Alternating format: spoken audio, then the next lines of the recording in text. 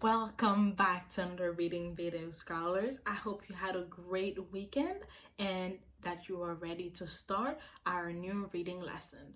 And I hope you had listened to the read aloud for today. If you haven't, I want you to stop right here, go listen to the read aloud from Thunder Cake, and then come back. All right, let's get started.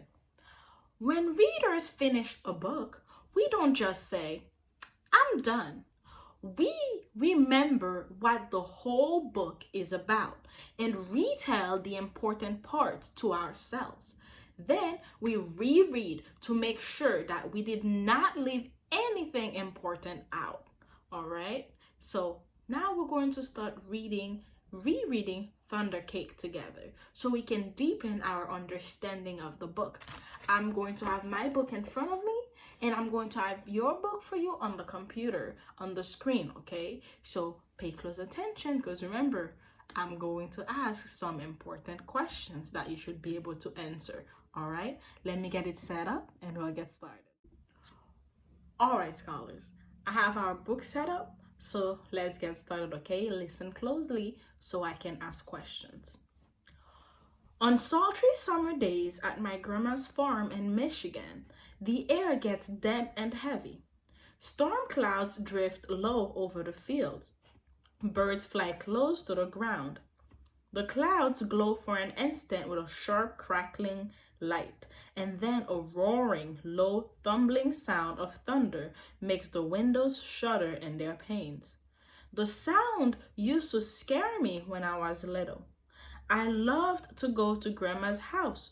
Babushka, as I used to call my grandma, had come from Russia years before. But I feared Michigan's summer storms. I feared the sound of thunder more than anything. I always hid under the bed when the storm moved near the farmhouse. This is the story of how my grandma, my babushka, helped me overcome my fear of thunderstorm. Listen to this line again. This is the story of how my grandma, right? So who is telling the story? Think about it.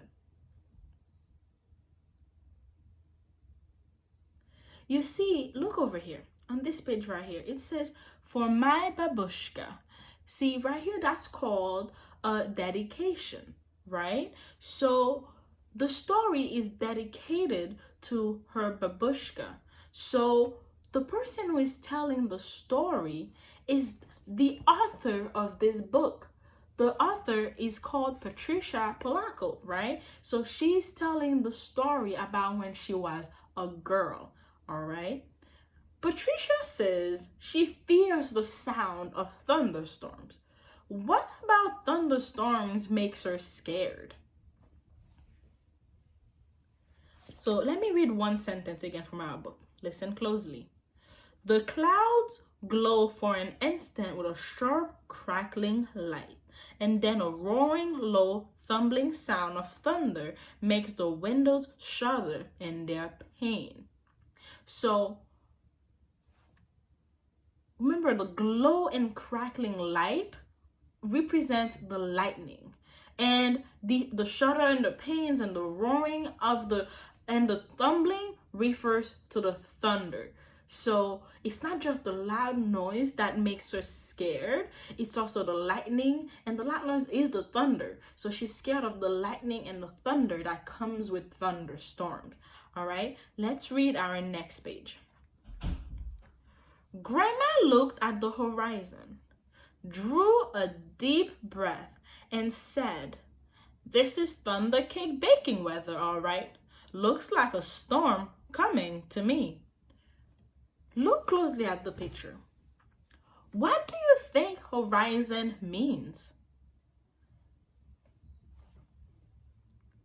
You see, the horizon means where the sky meets the land, because grandma is looking toward the storms, and she says that the storm is coming. Why do you think grandma drew a deep breath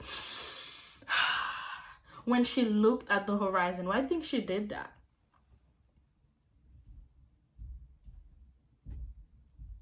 So I know we know the word draw means when we're drawing out pictures, right? But here it means draw means to take in a deep breath. So she took in a deep breath. She drew it in like that, right? So she drew a deep breath because she knows the storm is coming. All right, let's go read our next page for today. The air was hot, heavy, and damp. A loud clap of thunder shook the house, rattled the windows, and made me grab her clothes. Steady, child, she cooed. Unless you let go of me, we won't be able to make a thunder cake today. Thunder cake? I stammered as I hugged her even closer. Don't pay attention to that old thunder, except to see how close the storm is getting. When you see the lightning, start counting. Real slow. When you hear the thunder, stop counting. That number is how many miles away the storm is. Understand? She asked. We need to know how far away the storm is so we have time to make the cake and get it into the oven before the storm comes, or it won't be real thunder cake. So, what does Grandma do to tell how the storm is getting closer? You see, Grandma begins counting when she sees lightning and then stops when she hears thunder, right? The number tells her how many miles away the storm is. So why does she say Patricia need to know how far away the storm is? For the cake, right? Patricia needs to know this to see how long they have to make their thunder cake. All right, we're going to explain this more as we go through this unit with this book. All right, now we have one more page we're going to read for today. Let's read it closely and answer our last few questions. Her eyes surveyed the black clouds away off in the distance. Then she strode into the kitchen. Her worn hands pulled a thick book from the shelf above the wood stove. Let's find that recipe, child, she cried as she lovingly fingered the grease-stained pages to a creased spot. Here it is, thunder cake. She carefully penned the ingredients on a piece of notepaper. Now, let's gather all the things we'll need, she exclaimed as she scurried toward the back door. Now, we heard in the story, they said, her eyes surveyed the black clouds. What does survey mean? You see, survey in this case means to look closely. All right, so she surveyed the black clouds. She looked closely at them. All right, why is Grandma surveying black clouds? She is looking closely at the black clouds to see how far away the storm is. All right, so she's trying to see if they have time to make the cake and get it in before the storm comes, right? So she is surveying the black clouds. She's looking closely at them. All right, so we are going to stop right here with our story for today. All right, and I'm gonna set up our mission for today. So get ready, okay? I'm going to set it up and I'll tell you what it is. Sure.